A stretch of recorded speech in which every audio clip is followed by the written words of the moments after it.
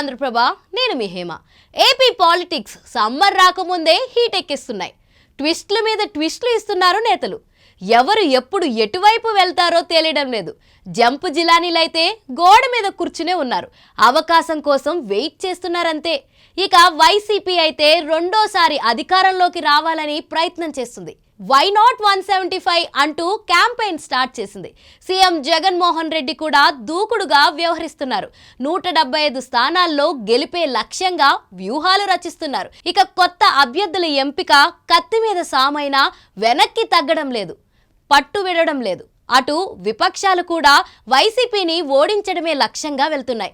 ఇక చంద్రబాబు అయితే అంది వచ్చిన ప్రతి అవకాశాన్ని సద్వినియోగం చేసుకుంటూ ముందుకు సాగుతున్నారు. సీఎం జగన్ పై అనేక కుట్రలు, విష ప్రచారాలు చేస్తున్నాడని పొలిటికల్ సర్కిల్లో టాక్ వినిపిస్తుంది.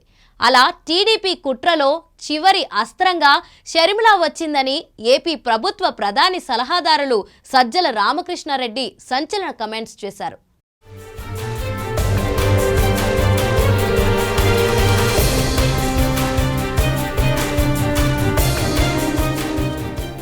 చంద్రబాబు నాయుడు షర్మిలపై ఆసక్తికర వ్యాఖ్యలు చేశారు సజ్జల రామకృష్ణారెడ్డి. చంద్రబాబును ఎలా సీఎంను చేయాలన్నదే షర్మిల లక్ష్యంగా కనిపిస్తుందన్నారు. అలాగే ఏపీలో ఉనికి లేని పార్టీ కాంగ్రెస్ అని తెలిపారు. కాంగ్రెస్ పార్టీ రాష్ట్రానికి, వైఎస్ఆర్ కుటుంబానికి ఎంతో అన్యాయం చేసిందన్నారు. షర్మిల వాడే భాష, యాస సరిగ్గా లేదని, అలా మాట్లాడడం సరికాదన్నారు. వైఎస్ఆర్ ఆశయాలకు అనుగుణంగా సీఎం వైఎస్ జగన్మోహన్ రెడ్డి నిబద్ధతతో పనిచేస్తున్నారన్నారు. వైఎస్ఆర్ వారసుడిగా సీఎం జగన్ ప్రజల హృదయాల్లో సుస్థిర స్థానాన్ని సంపాదించుకున్నారని, వైఎస్ఆర్ మరణానంతరం ఆయన కుటుంబ సభ్యులను కాంగ్రెస్ ఎన్నో ఇబ్బందులకు గురిచేసిందని తెలిపారు. ఇదే విషయం రాష్ట్ర ప్రజలకు తెలుసన్నారు.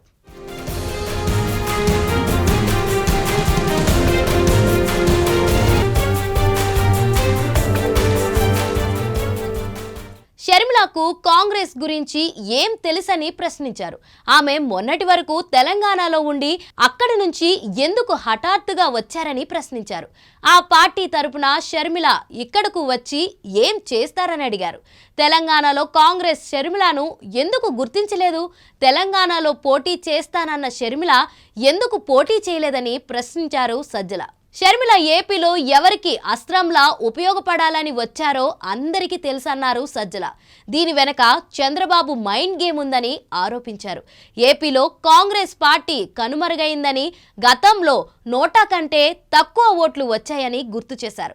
అలాగే టీడీపీ వెంటిలేటర్ పై ఉందన్నారు. టీడీపీ, కాంగ్రెస్ పార్టీలు కుమ్మక్కై ఏపీకి అన్యాయం చేశాయని తెలిపారు. ప్రత్యేక హోదా కోసం వైఎస్ఆర్సీపీ పోరాటం కొనసాగుతూనే ఉందన్నారు. స్పెషల్ స్టేటస్ పై అప్పటి కాంగ్రెస్ ప్రభుత్వం ఎందుకు చర్చలో పెట్టలేదని ప్రశ్నించారు. ఈ విషయంపై షర్మిల ఖచ్చితంగా వివరణ ఇవ్వాల్సిందేనని డిమాండ్ చేశారు.